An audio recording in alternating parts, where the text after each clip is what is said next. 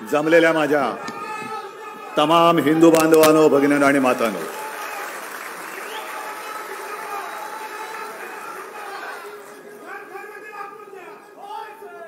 विजयादशमीच्या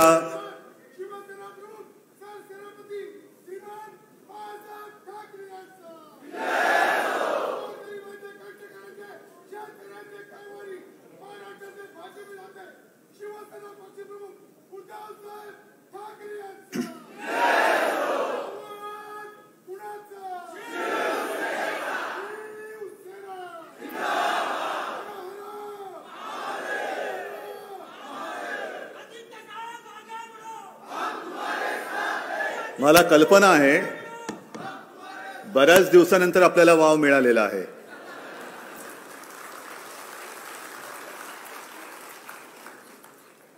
आवाज तसा कोणी आपला दाबू शकत नाही आणि आवाज दाबणारा अजून नाही, कधीच जन्माला येऊ शकत नाही.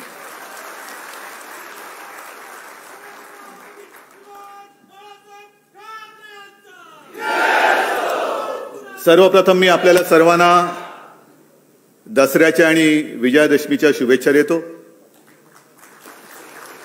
मला पण जरा बरं वाटलं, बऱ्याच दिवसानंतर जमलेल्या माझ्या तमाम हिंदू बांधवांनो, भगिनींनो आणि मातांनो अशी साथ घालता आली. आजचा हा क्षण आपल्या आयुष्यामध्ये फार मोलाचा आणि महत्वाचा आहे. सुवर्ण क्षण असतो हा. जी परंपरा शिवसेना प्रमुखाने 1966 साली सुरू केली ती समर्थपणे तुमच्या सगळ्यांच्या सोबतीने आपण पुढे नेत आहोत, याचा मला अभिमान आहे. माझ्यासाठी हा क्षण आणि हा दिवस आपल्या सगळ्यांचे एकत्रित आशीर्वाद घेण्यासाठीचा असतो. आणि आपण पाहिलं असाल की शस्त्रपूजन झाल्यानंतर मी माझ्या खऱ्या शस्त्रांची पूजा केली, आपल्यावरती फुलं उधळली. ही माझी शस्त्र आहेत जी शिवसेना प्रमुखांनी मला दिलेली आहेत. आणि हे आशीर्वाद घेत असताना माझ्या मनामध्ये नेहमी एक नम्र भावना असते की हेच प्रेम सर्वप्रथम प्रत्येक जन्मी मला माझे हेच आई वडील मिळाले पाहिजेत, माझा कुटुंब, माझा परिवार हाच मिळाला पाहिजे, जन्मही महाराष्ट्रामध्येच झाला पाहिजे आणि मला स्वतःला मी मुख्यमंत्री आहे असं कधी वाटू नये. मला तर सोडाच, पण माझ्या तमाम जनतेला सुद्धा मी मुख्यमंत्री आहे असं वाटता कामा नये. मी तुमच्या घरातला कोणीतरी आहे, तुमचा भाऊ आहे असं वाटो, ही माझी ईश्वरचरणी प्रार्थना आहे. कारण काही जणांना असं वाटतं, जे बोलत होते मी पुन्हा येईन ते बोलतायत आता मी गेलोच नाही, बस तिकडे आहे तिकडेच. पण जे संस्कार असतात, जी संस्कृती असते ती हीच असते. जे माझ्या आजोबांनी शिकवलं, माझ्या वडिलांनी आणि आईने शिकवलं मला, ही पदं काय आहेत, सत्ता तरी काय आहे. परत येतील जातील परत येतील, सत्ता येईल जाईल परत येईल, ती आली पुन्हा येईल. पण कधीही मी कोणीतरी आहे अहमपणा तुझ्या डोक्यात देऊ नको. ज्या क्षणी तुझ्या डोक्यामध्ये हवा जाईल त्या क्षणी तू संपलास.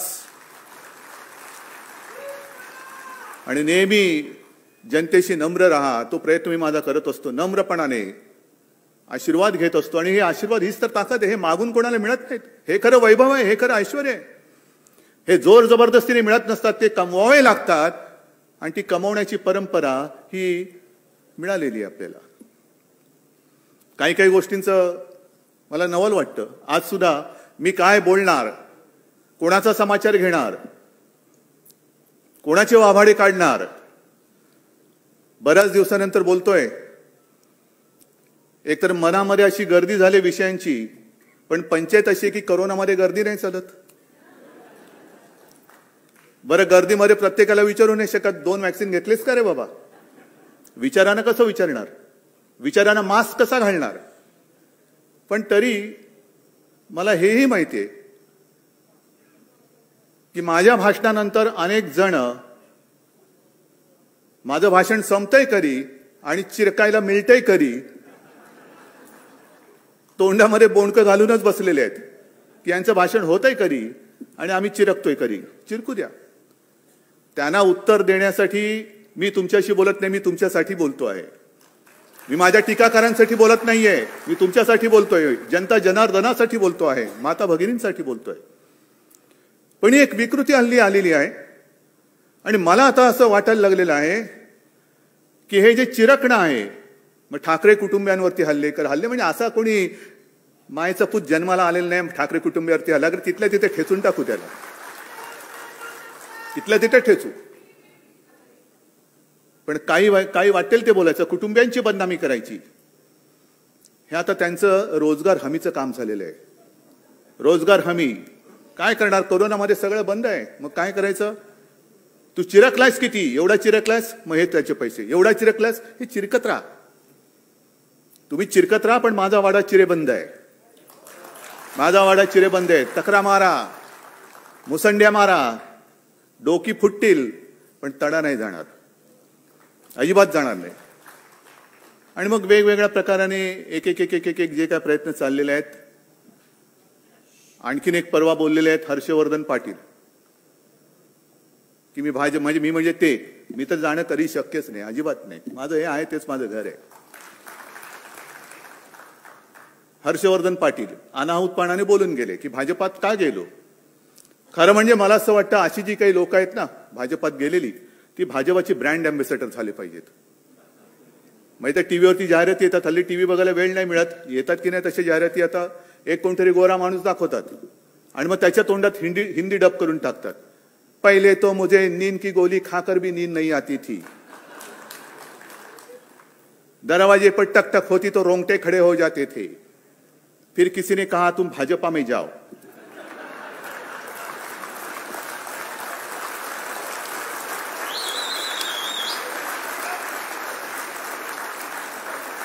अब भाजपा पे जाने के बाद मैं कुंभकर्ण जैसी नींद सो सकता हूं, दरवाजे पर ठोका तो भी उठता नहीं हूं. ही काय लायकीची माणसं आणि ही आपल्या अंगावरती येत आहेत, आपल्याला आव्हान देत आहेत. हिम्मत असेल तर अंगावर या. अंगावर हा, आम्ही कोणाच्या अंगावर जात नाही, पण कोणी आलं तर आम्ही सोडत नाही. आम्ही कशाला येऊ तुमच्या अंगावरती? काय आहे तसं? लायकी तरी आहे का? पात्रता तरी आहे का? पण हीच शिकवण आम्हाला शिवरायांनी आणि शिवसेना प्रमुखांनी दिलेली, हे विसरू नका.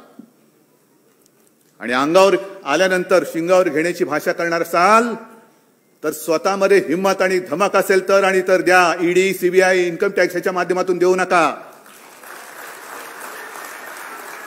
मी सुद्धा पक्ष प्रमुख म्हणून जर आव्हान द्यायचं झालं तर माझ्या या मर्द शिवसैनिकांच्या माध्यमातून देईन, त्यांच्या ताकदीवरती देईन. मुख्यमंत्री म्हणून देणार नाही. नाहीतर आव्हान द्यायचं आणि पोलिसांच्या मागे लपायचं, याला नामर्द म्हणतात. हे मर्दाचं लक्षण नाही, हिंदुत्वाचं तर नाहीच नाही, अजिबात नाही. पण काय काय जणांची वक्तव्याची मी 2 वक्तव्य तुम्हाला मी सांगितली. तसंच आणखीन एक विषय आहे. हिंदुत्व तर आहेच, विजयादशमी म्हटल्यानंतर हिंदुत्वाची विचारधारा तर आलीच. आज 2 मेळावे असतात, एक आपला आणि दुसरा RSSचा. आपले विचार एक आहेत, धारा वेगळ्या असू शकतील, पण विचार एक होते आहेत. म्हणून आणि म्हणूनच आम्ही केवळ आणि केवळ हिंदुत्व म्हणून भारतीय जनता पक्षाची युती केली होती. ज्यांना अजूनही वाटते मी मुख्यमंत्री, मी म्हणजे ते आहेत, राहिला असतात. जर तुम्ही शिवसेनेला दिलेलं वचन मोडलं नसतं तर कदाचित आज नाही तर उद्या तुम्ही सुद्धा मुख्यमंत्री परत झाला असतात, पण तुमच्या नशिबात नव्हतं, म्हणून तुम्ही वचन मोडलं.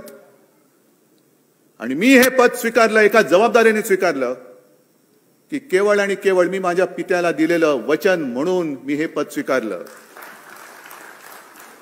शिवसेना प्रमुखांना दिलेलं वचन, तसं म्हटलं तर ते वचन अजून पूर्ण झालेलं नाही. मी त्यांना सांगितलं तुमचा शिवसैनिक मी मुख्यमंत्री करून दाखवीन, आणि तो मी दाखवीनच.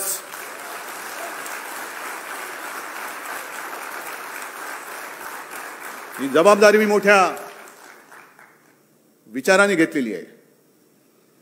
आणि कदाचित जर का दिलेलं वचन त्यांनी पाळलं असतं आणि शिवसैनिक मुख्यमंत्री केला असता तर मी कदाचित हा शब्द वापरतोय, मी हा राजकीय जीवनातून बाजूला सुद्धा झालो असतो.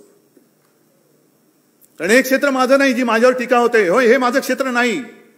मी एक पुत्र कर्तव्य निभावण्यासाठी म्हणून या क्षेत्रात आलो आणि पाय रोवून ठामपणाने उभा राहिलेलो आहे. जी जबाबदारी खांद्यावर आहे ती ठामपणे पार पाडल्याशिवाय मी राहणार नाही, या एका निश्चयाने मी उभा राहिलेलो आहे. हे काय थोतांड नाहीये की मैं तो फकीर हूं, झोली पहन के ये झोली बिली, हे माझी अशी दरिद्री कर्मदरिद्री विचार आमचे नाहीयेत.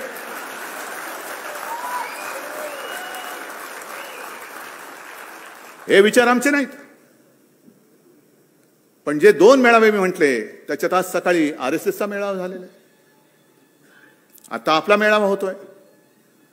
हिंदुत्व ही विचारधारा एक आपल्या दोघांमध्ये समान आहे, एक धागा समान आहे. आणि हिंदुत्व म्हणजे काय, मला मोहनजींना सांगायचं की मोहनजी माफ करा, मी जे काय बोलणार आहे ते कृपा करून मी तुमच्यावरती टीका करतोय असं समजू नका. पण तुम्ही जे काय सांगत आहात आणि मी जे काय सांगतो आहे ते जर का आपलीच माणसं ऐकणार नसतील तर ही मेळाव्याची थेर करायची तरी कशाला. गेल्या वर्षी सुद्धा जे मोहनजींनी सांगितलं होतं हिंदुत्व म्हणजे काय, मी आणले त्यांची वाक्य ही आणलेली आहेत. पण एक मुद्दा मी स्पष्ट करू इच्छितो की आमचं हिंदुत्व म्हणजे काय, आमचं हिंदुत्व हे राष्ट्रीयत्व आहे. आणि शिवसेना प्रमुखांनी अनेकदा सांगितलेलं आहे, तुम्ही सुद्धा त्याला साक्ष आहात, की पहिल्यांदी आपण माणूस म्हणून जन्माला येतो, जात पात धर्म हा नंतर आपल्याला चिकटतो. मग काय करायचं आहे, धर्माचा अभिमान असायला पाहिजे, धर्म पाळायचा पाळला पाहिजे.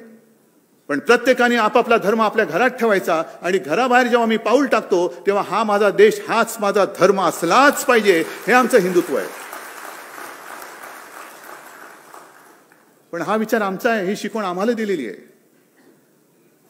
अशी शिकवण घेऊन आम्ही घराबाहेर पडतो आणि देश हा माझा धर्म म्हणून जेव्हा आम्ही वाटचाल करत असतो त्यावेळेला जर का आमच्या वाटेमध्ये स्वतःच्या धर्माची मस्ती घेऊन मध्ये कोणी अडथळा आणला तर मग मात्र आम्ही एक कडवट देशाभिमानी, राष्ट्राभिमानी हिंदू म्हणून त्याच्या समोर उभे राहिल्याशिवाय राहणार नाही. ही सुद्धा आमची पुढची शिकवण आहे. हल्ली काय झालेलं आहे, नुसतं ब्ला ब्ला ब्ला ब्ला बोलत जायचं, टीका करायची, विचारांचा पत्ता नाही, कशात काही नाही, एकाचं पायपोस दुसऱ्यात नाही. आणि आज सुद्धा जे मोहन भागवतांचे जे आहेत विचार,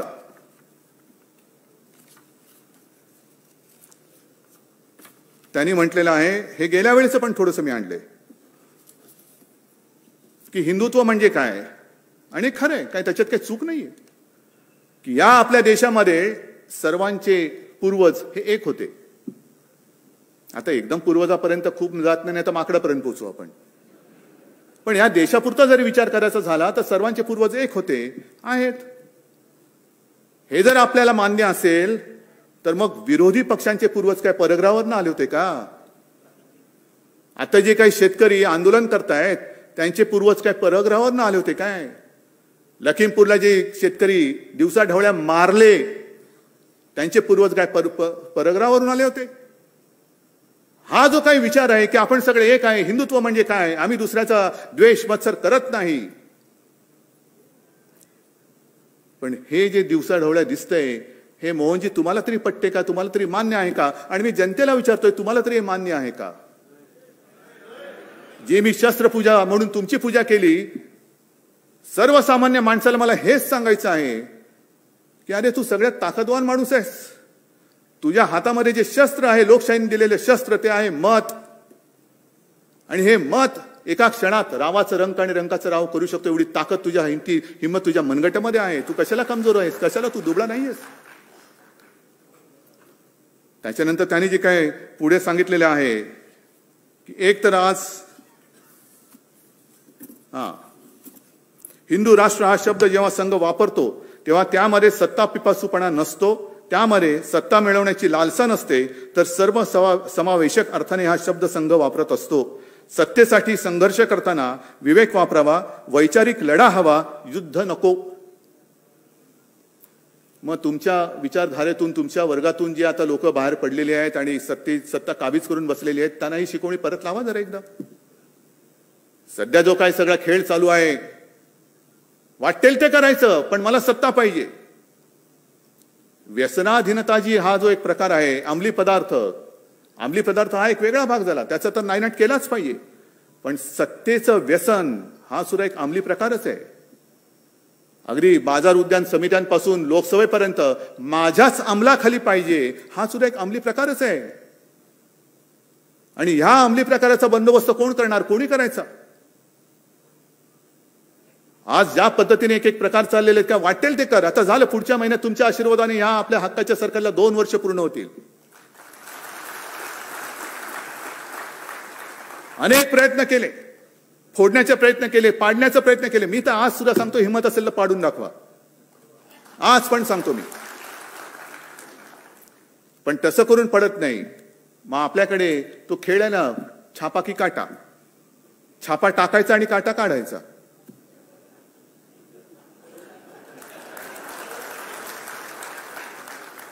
छापा की काटा. मग तिकडनं विचारतं, टाकला छापा, काढला काटा. हे जास्त थेर चालू नाही शकत. हा देशाचा अमृत महोत्सवी, स्वातंत्र्याचा अमृत महोत्सव सुरू आहे.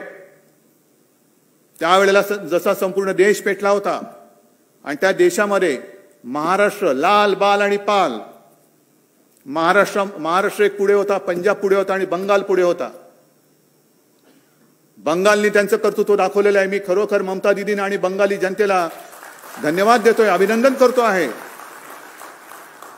की तुम्ही ती एक जिद्द, न झुकण्याची जिद्द ही कायम ठेवलेली आहे. आणि ती जिद्द आपल्या सुद्धा रगारगामध्ये आणि रक्तामध्ये आहे, ही आपल्याला तयारी ठेवावी लागेल. हर हर महादेव म्हणजे काय असतं ते कदाचित पुन्हा एकदा दिल्लीच्या तख्ताला दाखवण्याची वेळ येऊ नये, पण आलीच तर दाखवावंच लागेल. मग हा सत्ता पिपासूपणा नाहीये. वैचारिक लढा ठीक आहे ना, ह्याच्यात कुठला विचार आहे? म्हणजे मला दुःख, राग हा काय येतो? तर मगाशी मी जो उल्लेख केला, तोंडामध्ये बोंडकं घालून बसले असतील शिवसेनेला बदनाम करणारी लोक. अरे जर का 92-93 साली शिवसैनिक हे मर्द उतरले नसते तर तुमची बोंडकं आणि तुम्ही कुठे असतात आता कळलं तरी असतं. एक जो माहितीच्या अधिकारामध्ये माहिती मागवली गेली की या देशामध्ये हिंदुत्व धोक्यात आहे का, हिंदुत्वाला धोका आहे का? आणि केंद्रीय गृहमंत्र्यांनी सांगितलं, गृह मंत्रालयाने सांगितलं की हिंदुत्वाला तसा धोका नाहीये. याच दिवसाची आणि याच क्षणाची वाट बघत होतो आपण. पण हिंदुत्वाला आता धोका नाहीये म्हटल्यानंतर आता खरं हिंदुत्व हे धोक्यामध्ये आहे. आणि ते परक्यांपासून नाही, तर हे उपटसुंब नव हिंदू जे उगवलेले आहेत त्यांच्यापासून त्यांना खरा धोका आहे. राजनाथ सिंग आणि परवा तो एक वाद म्हणजे विधान एक वादग्रस्त झालं की सावरकरांबद्दल त्यांनी केलेले विधान कशाला जात आहे? सावरकरा शब्द उच्चारण्याची आपली लायकी तरी आहे का? गांधीजी उच्चारण्याची आपली लायकी तरी आहे का? गांधीजी समजलेत का सावरकर समजलेत? महिलांवरती जे काय अत्याचार वाढतायत, मी शिवाजी पार्कच्या दसऱ्या मेळाव्यात 2-4 वर्षापूर्वी बोललो होतो, माय मरो आणि गाय जगो हे आमचं हिंदुत्व नाही. काय तेव्हा उन्माद माजला होता सगळीकडे, झुंडबळी झुंडबळी. आणि त्याच्यावरही भागवत बोललेत की झुंडबळी घेणारे हे हिंदूच नाहीयेत. मग हे हिंदुत्व आहे तरी काय? कोणी शिकवायचं, कोणाला शिकवायचं आणि कोणाकडून शिकायचं? जर हिंदुत्वाला धोका नाही आहे हे आजचं जर का सत्य असेल, तर मग जेव्हा हिंदुत्वाला धोका होता त्यावेळेला एकच मर्द, ते म्हणजे एकमेव हिंदू हृदय सम्राट शिवसेना प्रमुख बाळासाहेब ठाकरे हा हिंदुत्वाच्या दुश्मनांसमोर उभा राहिला होता. हिंदुत्वाच्या दुश्मनांसमोर उभा राहिला होता. काय कसली पर्वा नाही केली. अनेक धमक्या आल्या, उडवून टाकू. अरे काय उडवून टाकू? त्यांनी जे सांगितलं होतं की धमक्या येत आहेत, पण ज्या रंगाची गोळी माझ्या शरीराला स्पर्श होऊन जाईल तो रंग या हिंदुस्थानातून आम्ही पुसून टाकल्याशिवाय राहणार नाही. कोणामध्ये धमक होती, कोणामध्ये हिंमत होती? 92-93 साली जेव्हा पूर्ण मुंबई पेटली होती, इतरही ठिकाणी दंगली झाल्या होत्या, कोण रस्त्यावरती उतरलं होतं? कोणी घेतली होती जबाबदारी? बाबरी पाडल्यानंतर सुद्धा सगळे लोक आज जे छाती काढून पुढे जात आहेत ते तेव्हा शेपटे त्यांना आहेत की नाही एवढ्या आतमध्ये गेलेल्या शेपट्या कापत कापत कापत बिळामध्ये लपले होते. आज शेपूट आणि छाती पुढे काढून सांगताय. थरथरत होतं ते, बोलायची कोणाची हिंमत नव्हती. आणि तेव्हा शिवसेना प्रमुख बोलले होते, गर्व से कहो हम हिंदू है. आणि तेव्हाही मुंबई वाचवली होती ती पोलिसांच्या मदतीने नाही, लष्कराच्या नाहीच नाही. पोलीस आणि लष्कर हे शिवसैनिकांना पिटत होते. मला आठवतंय कुर्ला चेंबूर भागातली कुठली तरी झोपडपट्टी असेल, मी गेलो होतो तिकडे. एका झोपडीत गेलो, अंगावरती शहारा आला माझ्या. संपूर्ण झोपडी म्हणजे घर उद्ध्वस्त झालेलं, गॅस सिलेंडर पडलेला आहे, कपडे पडलेले आहेत, बांगड्या फुटलेल्या आहेत, रक्ताचा सडा पडलेला आहे. मी विचारलं शिवसैनिकांना, काय रे काय झालं इकडे? तर नाही, इथल्या महिलेला घरात कोणी नाही असं बघून हे जे हैवान होते ते उचलून नेत होते. घरामध्ये कोणी नव्हतं, कारण घरातले सगळे जे पुरुष होते ते कामासाठी बाहेर गेलेले. मग ते नाही, आमच्या जेव्हा लक्षात आलं तेव्हा आम्ही घुसलो. मग त्यांच्याकडे कोयते, तलवारी, सगळ्या काही गोष्टी होत्या. म्हटलं तुम्ही काय केलं? मग त्याला बाजूला मला नेलं. एक सिंगल ब्रिक वॉल ज्याला म्हणतो ना, ती अशी अर्धवट पडलेली होती. तर त्यांनी मला सांगितलं की धक्के मारून आम्ही ह्या भिंतीला पाडलं आणि त्या विटा घेऊन त्यांच्यावरती मारले, तेव्हा ते पडून गेले. हा माझा मर्द शिवसैनिक आहे, हा मर्द शिवसैनिक. कोणतरी एक तरी होता तिकडे, कोणतरी तिकडे हजर होता. आणि तोच शिवसैनिक केवळ तुमची आज पालखी वाहत नाही म्हणून भ्रष्टाचारी झाला, त्याच्यावरती आरोप करताय. मागेही मी सांगितलं, आज सुद्धा सांगतोय, होय आम्ही पालखीचे भोई आहोत, जरूर आहोत, पण ती आमच्या राष्ट्रभक्तीची, देशभक्तीची आणि हिंदुत्वाची पालखी आहे. तुमची पालखी वाहणारे आम्ही भोई नाही आहोत. मानाची पालखी ती माझ्या देशाची असेल, माझ्या भारत मातेची आहे. पण तुमच्या पक्षाच्या पालख्या वाहण्यासाठी या शिवसैनिकाचा जन्म झालेला नाही. देव, देश आणि धर्मासाठी या शिवसैनिकाचा जन्म झालेला आहे. पण तो शिवसैनिक तुम्ही भ्रष्ट ठरवून टाकता का? तर तुमच्या पालख्या वाहत नाही. हे आमचं हिंदुत्व नाही. वाईट काळामध्ये सोबत असलेला आपला सहकारी, आपला सोबती तेव्हा चालत होता. म्हणजे हर्षवर्धन पाटील आज तुमच्यात भाजपात आल्यानंतर एकदम पवित्र झाले. हे गटाराचं पाणी तुमच्यात टाकलं तर गंगा, आणि ते पाणी दुसरीकडे टाकलं तर गटार गंगा. हे जी काही थेरं चाललेलं नाही, हे हिंदुत्व नाहीये. कोणाच्याही कुटुंबावरती, वैयक्तिक पत्नीवरती, मुलांवरती खोटे आरोप करणं हे हिंदुत्व नाही. ह्याला नामर्द किंबहुना अक्कर माशापणा म्हणतात. मर्द कसा, शिवराचं नाव घ्यायचं तर मर्दासारखा समोर गेला पाहिजे. कोणाच्या तरी आडून लपून हल्ले करायचे आणि मग तो मी नव्हेच, शंडायस तू. माफ करा जरा थोडीस, एवढ्या वर्षानंतर काहीतरी वडलोपार्जित जी संपत्ती शब्दांची आहे ती तरी वापरू द्या. आहे संपत्ती सगळी आहे माझ्याकडे. अगदी थोडेफार आजोबांचे शब्द पाठ आहेत, वडिलांचे तर आहेच आहेत. पण जरा माचा संस्कार आहे म्हणून ते वाचतायत. नाही तर फाडायला काही वेळ नाही लागत, फाडायला वेळ नाही लागत. पण तो शिवसैनिक तुमच्या लेखी आज भ्रष्ट झाला, त्याच्या मागे तुम्ही लागताय. मगाशी मी तुम्हाला सांगितलं की छापा का काटा, काटा कसा असतो हे एकदा बोचल्यानंतर कळेल. नशीबवान समजा अजून बोचत नाहीये, अजून बोचत नाहीये. पण सत्ता पिपासूपणा किती, प्रत्येक सगळ्या गोष्टी मला पाहिजेत. अरे घे ना बाबा. निवडणुका आल्यानंतर 2 पोटनिवडणुका, एक पंढरपूरची झाली आणि आता एक दुसरी लागले. पण दोन्ही पोटनिवडणुकांमध्ये यांच्याकडे स्वतःचे उमेदवार नाहीत. उपरे लागतात, उपरे. आणि जगातला मोठा पक्ष काय मोठा पक्ष आहे, उमेदवारच नाही, उपरे घ्यावे लागतात. घे उपरे आणून आणून आणून, म्हणजे प्लॅटफॉर्मवरची गर्दी, मोठा पक्ष. या सगळ्या गोष्टींचा हा सगळा उबग आलेला हा प्रकार आहे. मगाशी तुम्ही जे काही एक फिल्म बघितली, ही फिल्म ही का दाखवली? साधारणतः मेळाव्यामध्ये वक्त्यांची रांग असते. म्हटलं यावेळेला एक वेगळा प्रकार करू. आपण केलेली कामं हाच आपला वक्ता, हाच आपला वक्ता. आणि अभिमानाने तुम्हाला सुद्धा सांगता आलं पाहिजे की होय हे आम्ही केलेलं आहे, माझ्या शिवसेनेने केलेलं आहे. बरीच कामं आहेत जी एका फिल्ममध्ये आपण आणू शकत नाही. आणखीन काही कामं आहेत. एक 2-4 कामं तुम्हाला मी आता सांगणार आहे, पण पहिल्या प्रथम मी एकनाथ तुम्हाला आणि आपल्या ठाण्यातल्या तमाम शिवसैनिकांना धन्यवाद देतोय. का माहितीये तुम्हाला? कारण त्यांनी नवरात्रीमध्ये 9 दिवस गरबा खेळला. ही नाही आपली पद्धत. आम्हाला गरब्याला परमिशन देत नाही. हे कसलं हिंदुत्व? ते हिंदुत्व नाहीच. नवरात्रीचा जो मुहूर्त आहे, नवरात्रीचे जे दिवस आहे, तो जो सण आहे, त्या पूर्ण 9 दिवसात ठाणेकरांनी रक्तदान केलेलं आहे आणि विक्रम केलेला आहे. कोणत्या तरी पक्षामध्ये ही धमक, ही जाण, ही जाणीव, ही जाग ही शिल्लक राहिलेली आहे. ही शिल्लक राहिले.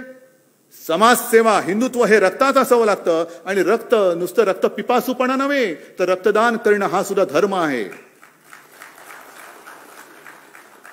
आणि रक्तदान करताना आम्ही हे नाही विचारत हे रक्त कोणाला जाणार आहे? हिंदूला जाणार आहे का मुसलमानाला जाणार आहे? मराठी माणसाला जाणार आहे का अमराठी माणसाला? नाही. जे मोहनजी तुम्ही सांगताय ना, सर्वांचे पूर्वज एक होते. रक्तदान आम्ही करतो आहोत. ज्याला ज्याला गरज असेल आणि ज्याचे जीव आम्ही वाचवू शकतो त्याला आमचं रक्त देतो आहोत आम्ही. हे असं एवढं विक्रमी शिबिर एका तरी पक्षाने घेऊन दाखवावं. आणि घेतल्यानंतर किमान त्यांच्या इकडे बॅनर लावायला तरी लोक आली पाहिजेत. रक्त द्यायला तर दूरच, रक्त द्यायला तर दूरच, पण बॅनर लावायला तरी आली पाहिजेत. मधल्या काळामध्ये एक राज्यपाल महोदयांनी मला पत्र लिहिलं आहे. प्रकार गंभीर आहे. महिलांवरचे अत्याचार वाढतायत. आणि मध्ये एक जी घटना घडली होती त्याचा उच्चारही करू नये एवढी ती निर्घुण आणि जेवढी निंदा करावी ती कमीच आहे. पण त्यांनी लगेच सांगितलं की विधानसभेचं 2 दिवसाचं अधिवेशन घ्या. मी त्यांना नम्रपणाने सांगितलं की हा शिवरायाचा महाराष्ट्र आहे आणि या महाराष्ट्रामध्ये माता भगिनींचा मान सन्मान कसा करायचा ही शिकवण आम्हाला आहे. परंतु तरी देखील या गोष्टी घडतायत. घडल्यानंतर कोणी जरी असला तरी त्याला दया माया क्षमा आम्ही दाखवणार नाही, अजिबात नाही. आणि त्याप्रमाणे ती घटना जेव्हा घडली त्याच्यानंतर एक जेमतेम 15-20 मिनिटात, अर्ध्या तासामध्ये त्या नराधमाला आपण अटकेत टाकलं. आणि आता फक्त एक केसची औपचारिकता बाकी आहे, नाहीतर त्याला फासावरती लटकवल्याशिवाय आपण काही सोडत नाही.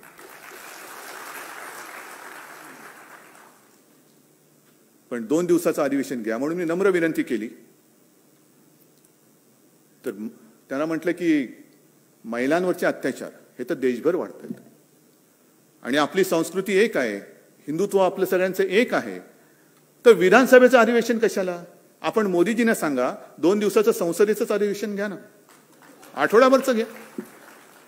तमाम सर्व माझ्या देशातले जे लोकप्रतिनिधी आहेत ते तिकडे येतील, आपापल्या राज्यातल्या काही गोष्टी तिकडे सांगतील. पण मात्र नुसती चर्चा, तोंडाची वाफ दडवली, दवडली आणि निघून गेले असं होता कामा नये. पक्क काहीतरी एक ठोस आपण उपाययोजना काय करू शकतो हे ठरवलं गेलं पाहिजे. नाहीतर यायचं एखादी घटना घडल्यानंतर अश्रू ढाळायचे, मला माफ कर, मला माफ कर, आणि निघून जायचं. तसं नाही. काय करायचं सांगा. कायदा करायचा करतो आहोत, कडक शासन करायचं करतो आहोत. पण एकूणच ह्या घटना थांबतील कशा? घटना घडल्यानंतर काही करायचं, त्याच्याऐवजी घटना होणार नाहीत ह्याच्यासाठी देशात एक काहीतरी आपण करूया ना, काहीतरी करू चांगलं. पण नेमकं काय होतंय की महाराष्ट्राकडे एका वेगळ्या नजरेने पाहिलं जाते. महाराष्ट्रामध्ये काही एखादं घडलं की गळा काढायचा, लोकशाहीचा खून झाला. मग महाराष्ट्रामध्ये लोकशाहीचा खून झाला म्हणून गळा काढत असाल तर उत्तर प्रदेशमध्ये काय लोकशाहीचा मळा फुललेला आहे काय? म्हणजे जसं मी शिवसैनिकांचं सांगितलं की त्यावेळेला हिंदुत्व विरोधात जे नराधम रस्त्यावरती उतरले होते त्यांना शिवसैनिकांनी त्यांच्या हिमतीवरती अडवलं होतं, वार छातीवरती घेतले होते आणि छातीवरती वार केले होते. त्याचप्रमाणे 26 नोव्हेंबर कोणी विसरू शकत नाही. जो अतिरेकी हल्ला मुंबईवरती झाला होता, कशाला आपण ते स्मृतिदिन आणि सगळ्या गोष्टी साजऱ्या करायच्या? साजऱ्या नाही, स्मृतिदिन पाळायचे. ओंबळे गेले, करकरे, कामटे, हे सगळे पाळत असताना ज्या वेळेला अतिरेकी घुसले होते आणि त्यांच्या सोबत त्यांच्या बरोबरीने स्वतःच्या जीवाची पर्वा न करता जे माझे पोलीस लढत होते, आपले पोलीस लढत होते, त्यांचं कौतुक करायचं की त्यांना माफिया बोलायचं. आलेत ना इकडे सुद्धा नांगरे पाटील असतील, आहेत, मला बाहेर भेटले, असे अनेक पोलीस आहेत, अनेक पोलीस आहेत. एक गोळी त्यांचा छेद घेऊ शकत होती, हृदयाचा नाही तर डोक्याचा. का राहिलं असतं? पण त्यांनी पर्वा नाही केली. जसा सैनिक तिकडे सीमेवरती लढतो त्याच जिद्दीने आणि त्याच हिमतीने लढणारे हे माझ्या महाराष्ट्राचे पोलीस आहेत. मला अभिमान आहे त्यांचा.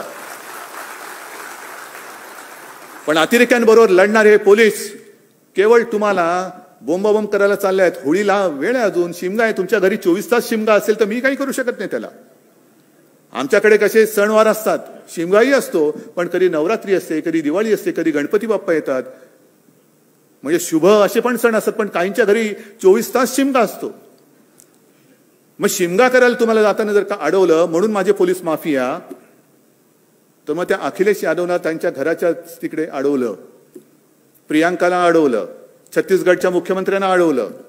म्हणजे अखिलेश यादवच्या इकडे तर जवळपास रणगाड्या आणण्याचं बाकी होतं, बाकी सगळा बंदोबस्त लावला होता. हे माझे पोलीस जर माफिया असतील तर उत्तर प्रदेशचे पोलीस काय भारतभूषण किंवा भारतरत्न आहेत? लखीमपूरला जे काही घडलं, का नाही पोलिसांना अडवू शकले?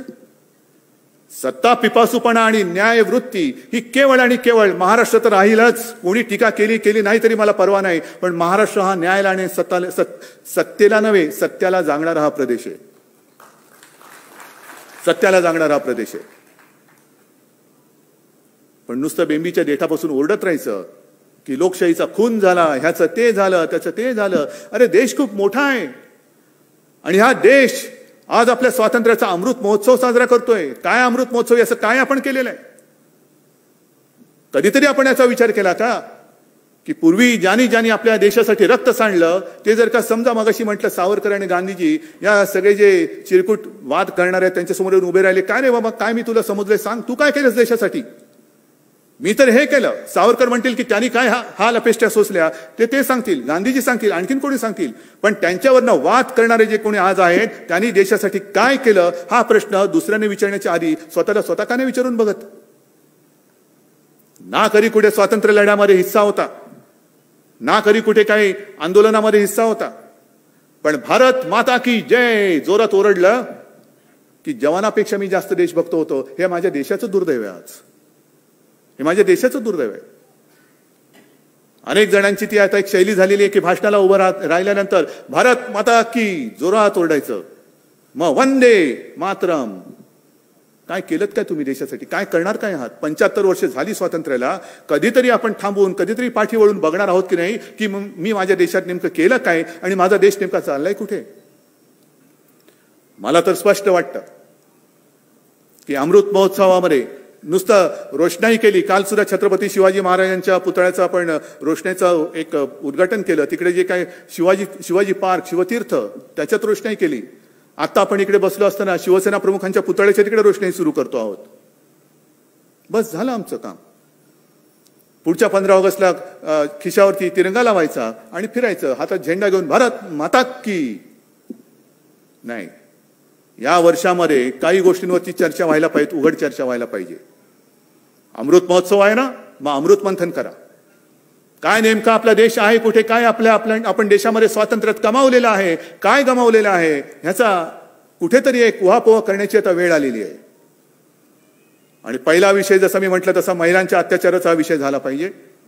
आणि त्याच बरोबरीने आपल्या देशाची जी एक पद्धत आहे, संघराज्यावरती सुद्धा चर्चा खुलेपणाने झाली पाहिजे. काय केंद्राचे अधिकार किती आहेत, राज्याचे अधिकार किती आहेत. आणि जेव्हा ही घटना बनत होती तेव्हाही हा वादविवाद झाला होता. अनेक विचारवंतांनी शंका व्यक्त केल्या होत्या की काय ही घटना तुम्ही करतायत. बाबासाहेबांना प्रश्न विचारला होता. ही सगळी कलमं आल्यानंतर केंद्राच्या दडपणाखाली, केंद्राच्या खाली ही राज्य राहतील काय? केंद्र ह्यांना जगू देईल काय? कारण आपला देश जो झालेला आहे तो इंग्रजांच्या वेळेला, इंग्रजांच्या आधी तुकड्या ताकड्यामध्ये विभागला होता. नंतर सगळे येऊन आपण संघ राज्य म्हणून झालो. एक एक राज्य, भाषावार प्रांत रचना झाली. मग राज्याला अधिकार काय? केंद्रवरती राहील आणि राज्य खालती राहतील. आणि तेव्हा ठामपणाने बाबासाहेबांनी सांगितलं होतं की अजिबात होणार नाही. केंद्रा एवढीच सर्व राज्य देखील सार्वभौम आहेत आणि सार्वभौम राहतील. केंद्राला सुद्धा आणि राज्याला सुद्धा केंद्राबरोबरीचेच हक्क दिलेले आहेत. फक्त 3 गोष्टी ज्या आहेत त्या आणि त्याच वेळेला केंद्र राज्याच्या कारभारात हस्तक्षेप करू शकतो. तो म्हणजे 1 आणीबाणीजन्य परिस्थिती, 2 परकीय आक्रमण आणि 3 विदेशाबरोबर संबंध कसे असावेत हे ठरवण्याचं धोरण हे केंद्र सरकार घेऊ शकतं. अन्यथा जर केंद्राने राज्यांच्या कारभारात ढवळाढवळ केली तर ते घटनाबाह्य ठरेल. म्हणजे थोडक्यात घटनेची दुर्घटना होईल. कोण? नाही, हे चालू दिसतंय ना तुम्हाला. मग ह्याच्यावरती कोण बोलणार आहात की नाही देशामध्ये? आणि पुन्हा एकदा सांगतो हे मी बोलल्यानंतर याच्यावरती जे गल्ली बोळातले कायदे तज्ञ आहेत ना आपले टीकाकार, त्यांच्याकडनं मला उत्तराची अपेक्षा नाही. त्यांची उत्तर मी कचऱ्याच्या टोपलीत टाकून देईन. मला याच्यावरती देशातील विचारवंतांचे विचार पाहिजेत, विचारवंतांची मतं पाहिजेत, कायदे तज्ञांची मतं पाहिजेत, त्यांचे सल्ले पाहिजेत. आणि होऊन जाऊ दे, एक उघड चर्चा होऊ दे. आणि मग त्या सगळ्या घटनेचा अभ्यास केल्यानंतर जर का आपल्याला कळलं की नाही केंद्र डोक्यावरती आहे, बसवा डोक्यावरती.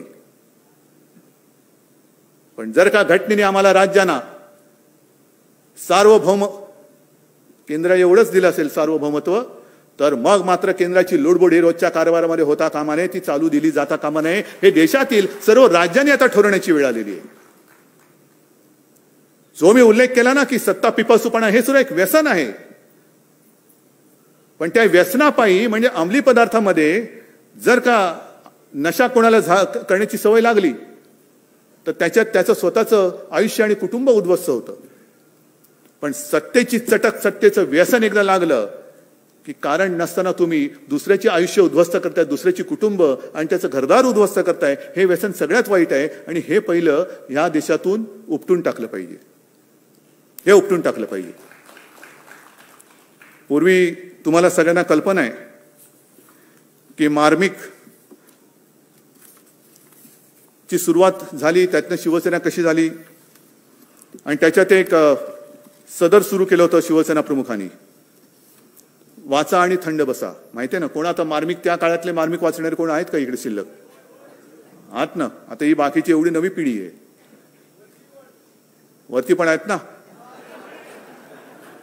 नाही, तुम्ही सगळे या सगळ्या आजच्या शिवसेनेची पाळमुळं आहात. कारण तेव्हा थेट शिवसेना प्रमुखांच्या विचारातनं तुम्ही उभे राहिलेले आहात.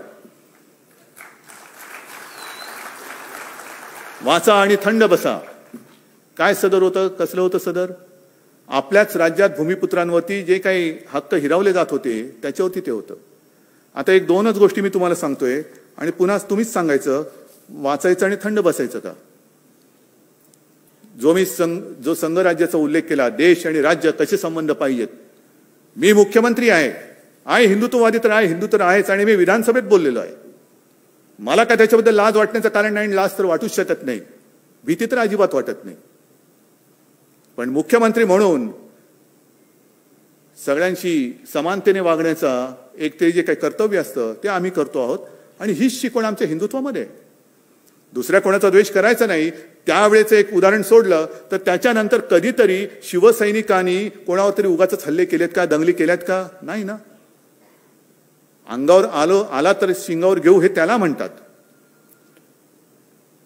पण एक सत्ताधारी म्हणून सगळा देश माझा आहे, त्याच्यामुळे हे राज्य माझं, इकडे माझं राज्य आहे, माझ्या पक्षाचं राज्य आहे म्हणून इकडे मी झुकतं माप देणार, हे त्यांचं राज्य आहे त्यांना मी हाकलून देणार, असं नाही चालणार.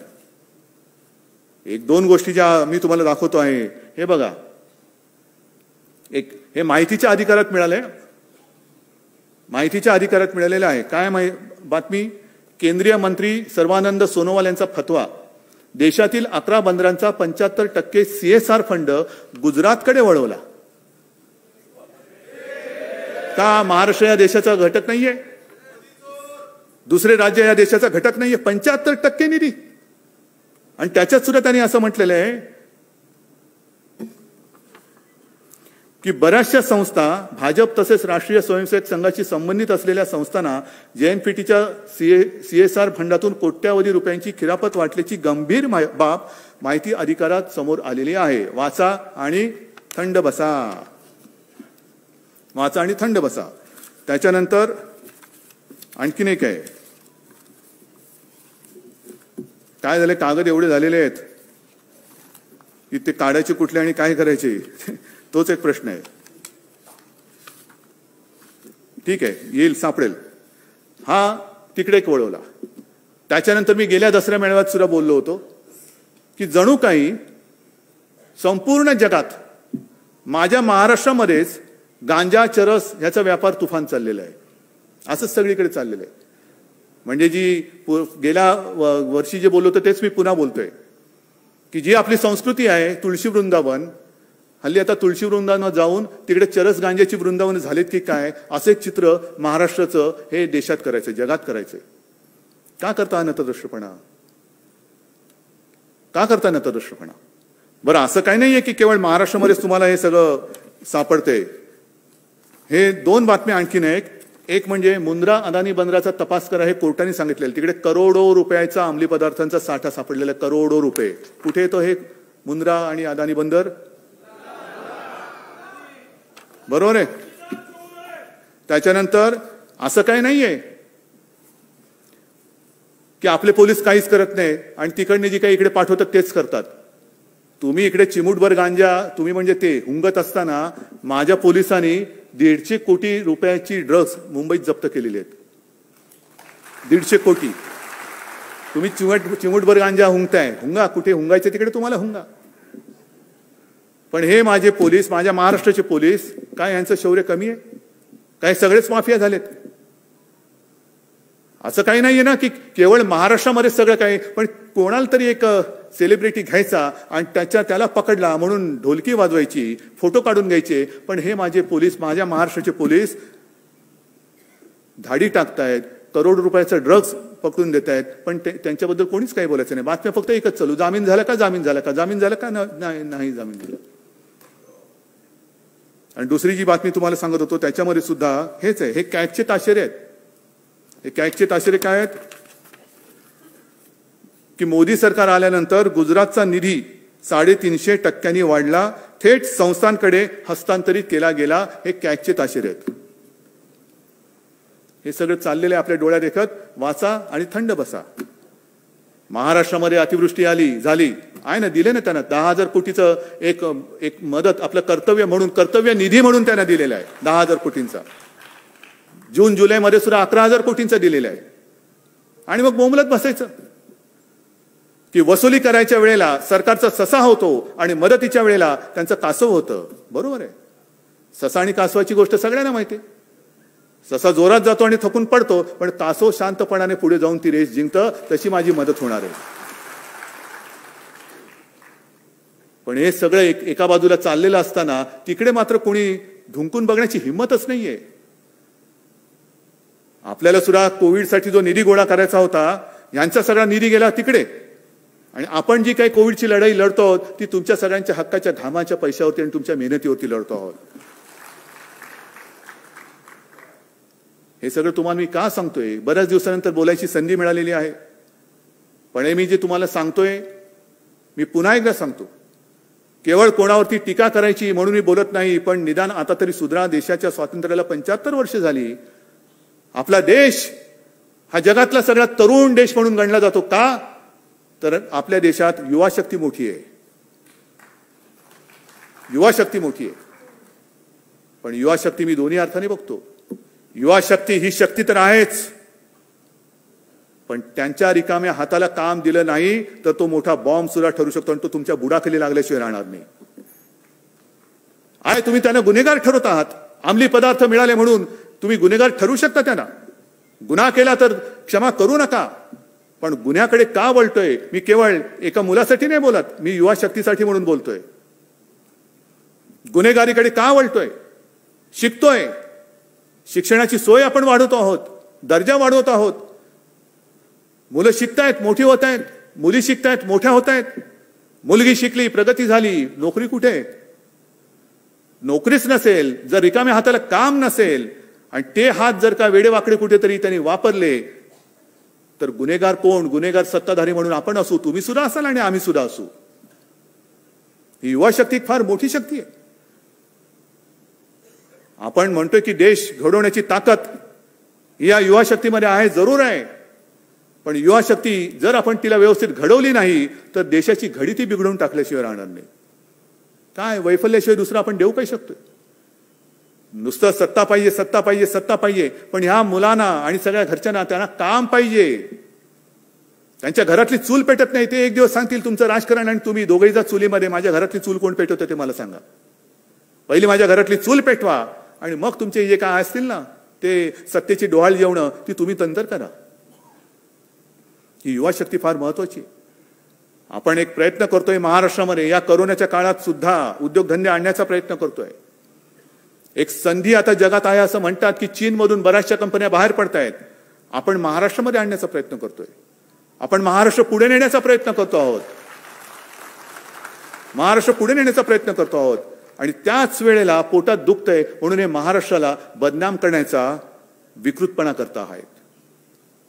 महाराष्ट्राला बदनाम करता म्हणजे हे एकतर्फी प्रेमातून जसं होतं ना की एखाद्या मुलीने नाही म्हटलं म्हणून नराधम असतं ते ऍसिड फेकतात, तसं महाराष्ट्राने तुम्हाला नाही म्हटलं म्हणून माझ्या महाराष्ट्राच्या संस्कृतीवरती आणि महाराष्ट्राच्या प्रतिमेवरती तुम्ही ऍसिड फेकताय. कुठे फेडणार आहे पाप? काय मिळवणार तुम्ही महाराष्ट्राला बदनाम करून? अरे सत्ता पाहिजे देऊन टाकतो, जा आणि भोगा सत्ता. पण माझ्या महाराष्ट्राला जे आम्ही काम करतोय ना तसं काम करून दाखवा. आम्हाला तरी दुसरं काय पाहिजे? आम्हाला तरी दुसरं काय पाहिजे? कामं कामं कामं जी मी सांगत होतो की काही कामं आणखीन राहिलेली आहेत. एक 2-3 दिवसापूर्वीच माझ्यासमोर छान प्रेझेंटेशन झालं. सुभाष देसाई बसलेत. आपल्या या मुंबईमध्ये संयुक्त महाराष्ट्राला झाली 60 वर्ष होऊन गेली. पण या मुंबईमध्ये अजूनही मराठी भाषा भवन कोणी केलं नाही. ते आपलं महाविकास आघाडीचं सरकार दिमागदार इमारत माझ्या मराठी भाषा भवन आपण तिकडे उभं करतो आहोत. दिवाकर रावतेंनी सुद्धा खूप पाठपुरावा केला होता. पण कोण ऐकते? मराठी भाषा भवन ना काय त्यातनं मिळणार काय? संस्कार ना, जाऊ दे हो, संस्काराचं काय? संभाजीनगरला संतपीठ उभं करतो आहोत. रेवस ते रेड्डी जो समुद्र मार्ग जो आहे तो आता आपण चौपदरी करतो आणि सिमेंटचं करतो आहोत. अनेक कामं सांगता येतील. पण विशेषतः मुंबईमध्ये जसं मराठी भाषा भवन करतो आहोत तसंच मराठी नाटकाचा इतिहास आणि त्याची वाटचाल सांगणारं मराठीचं रंगभूमी दालन सुद्धा करतो आहोत तिकडे चौपाटीवरती. वरळीला जागतिक दर्जाचं मत्स्यालय करतो आहोत. धारावीमध्ये तिथल्या लोकांचं तर पुनर्वसन करणारच. पण धारावीमध्ये जागतिक दर्जाचं आर्थिक केंद्र सुद्धा आपण करणार आहोत. घर तर पाहिजेच. घर दिल्यानंतर मगाशी जे म्हटलं घरातली चूल कशी पेटवायची? नुसती घर घर घर घर घर केलं तर घर लागेल पण घरातली चूल नाही पेटणार. आणि म्हणून जागतिक दर्जाचं आर्थिक केंद्र सुद्धा धारावीमध्ये करतो आहोत. आणि आणखीन एक महत्वाची गोष्ट जी करतो आहोत ती म्हणजे मुंबईमध्ये एक लष्कराचं संग्रहालय करतो आहोत. हे संग्रहालय म्हणजे काय?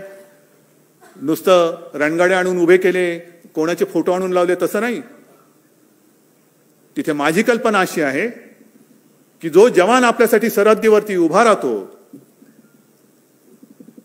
काही लोक म्हणजे बरीच लढाई कधी होऊच नाही. आपल्या पिढीने तर लढाई बघितलेलीच नाही. 71चं एक युद्ध, त्याच्यानंतर तशी लढाई होऊ नये. पण लढाई न बघितल्यामुळे आता असं वाटतंय की आपल्याला स्वातंत्र्याची किंमत कळेल अशी झालेली आहे. काय असते लढाई? काय असते लढाई? लढाई म्हणजे काय असते तरी काय? कशी येतात विमानं, कशी टाकतात बॉम्ब, कसा होतो विध्वंस, हे आपण कधी बघितलं नाही. आणि प्रार्थना आहे ते बघूही नाही. पण याचा अर्थ असा नाही की ते सैनिक तिकडे काय करतात हे कळू नये. हे आपले सैनिक तिकडे प्रतिकूल परिस्थितीत, कडाक्याची थंडी असेल, अत्यंत उष्णता असेल, म्हणजे राजस्थानचं वाळवंट असेल किंवा सियाचेन असेल, -डिग्री टेम्परेचर असेल नाही तर प्लस असेल, त्याच्यामध्ये नुसतं म्हणजे थंड आहे म्हणून स्वेटर घालून उभा राहिलाय आणि उष्णता वाढल्या म्हणून कोपरी घालून उभा राहिला असं नाही. तर मी तिकडे अशी दालना करणार आहे की थंड म्हणजे किती थंड, अगदी -20-30 वगैरे नको, नाही तर तिथेच माणसं पडतील आपली. पण एक थंड वातावरण करून जो सैनिक त्याचा पूर्ण युनिफॉर्म घालतो, म्हणजे काय घालतो, बुलेट प्रूफ जॅकेट असतं म्हणजे काय असतं, शिरस्त्राण म्हणजे काय असतं, तो काय काय अंगावरती घेतो, किती वजन असतं, ते जाऊन तिकडे उभे राहून दाखवायचं 5 मिनिटं. आणि समोर ते सगळं व्हर्च्युअल आता आपण करू सगळं, की कसं कुठून सैनिक हल्ला करू शकतो, दुश्मन हल्ला करू कसा शकतो, काय होऊ शकतं, रणगाडा बसल्यानंतर कसा चालतो, हे सगळं तिकडे सुरू करायचं मला. म्हणजे इथे बसून जे लोक उगाच काहीतरी भारत माता की करतात ना, त्यांना मला ते उत्तर द्यायचंय. नाही, लढ्यात तर सहभागी नव्हता, निदान म्युझियम मध्ये तरी व्हा, नाहीतर म्युझियम मध्ये लोकच तुम्हाला पाठवतील.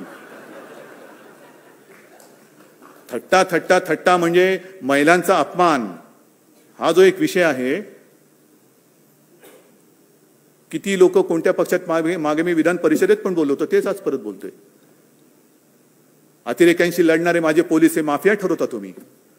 देशासाठी म्हणजे आपल्यासाठी लढणारा सैनिक, त्यांच्या माता भगिनींची चेष्टा करणारी औलाद ही तुमच्या पक्षामध्ये आहे, त्यांना पहिले फेकून द्या बाहेर आणि मग आमच्यावरती बोला. पण हे देशभक्तीचं जे काही बीज आहे, येतील ना, मुलं येतील, त्यांना सुद्धा कळेल सैन्यात काय असतं, कळू द्या. नागरिकांना कळेल, वयोवृद्ध असतील त्यांना कळेल.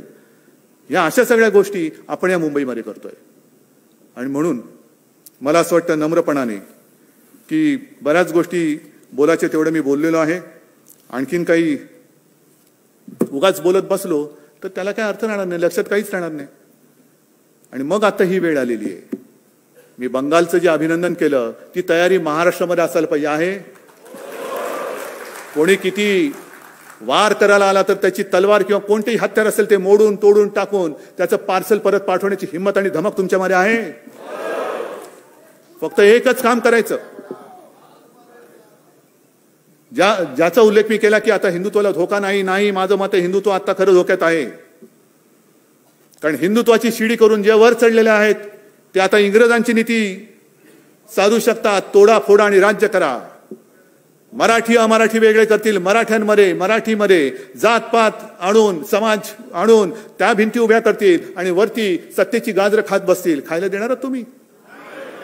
मग शिवसेना प्रमुखांनी जो एक संदेश दिला होता, मराठा मराठेतर 96 कोळी 92 कोळी, स्पृश्य अस्पृश्य घाटी कोकणी, हा भेदाभेद गाडून मराठी माणसाची भक्कम एकजूट बांधा.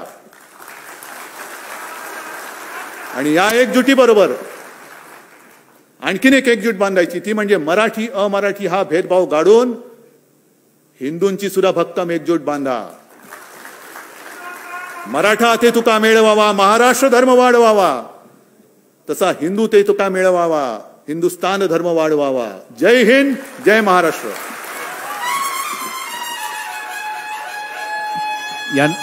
यानंतर साहेब राष्ट्रगीताने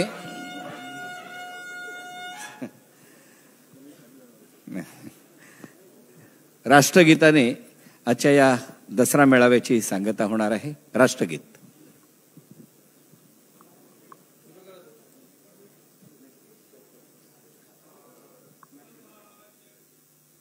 जनगण मन अधिनायक जय हे भारत भाग्य विधाता. पंजाब सिंध गुजरात मराठा द्राविड उत्कल बंगा. विंध्य हिमाचल यमुना गंगा उच्चल जलधि तरंगा. तव शुभ नामे जागे, तव शुभ आशीष मागे. गाहे तव जय गाथा. जनगण मंगलदायक जय हे भारत भाग्य विधाता. जय हे जय हे जय हे जय जय जय जय हे.